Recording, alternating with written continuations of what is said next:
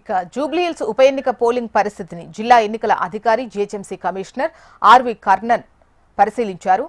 Drone సాయంతో గగనతల నుంచి polling కేంద్ర పరిసరాలను పరిశీలించారు. దేశంలోనే తొలిసారిగా ఓ నియోజకవర్గంలో పోలింగ్ కేంద్రాలను డ్రోన్ల సాయంతో వైమానిక పర్యవేక్షణ చేస్తున్నట్టు ఎన్నికల అధికారి తెలిపారు.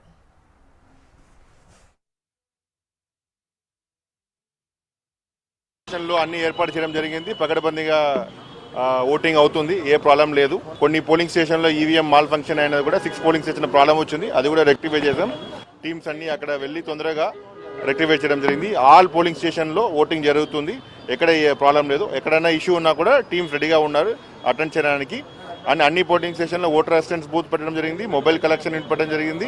అన్ని ఏర్పాటు పోలీస్ సైడ్ నుంచి అదేవిధంగా ఎలక్షన్ సైడ్ నుంచి చేస్తున్నాం. ఎక్కడ ప్రాబ్లం లేదు. సీసీటీవీ కెమెరా 100% ఉన్నాయి, అక్కడ నుంచి మానిటర్ చేస్తున్నాం. ఏం జరుగుతుంది, లోపల ఏం బయట జరుగుతుంది అన్ని చేయడం జరుగుతుంది. అన్ని ఏర్పాటు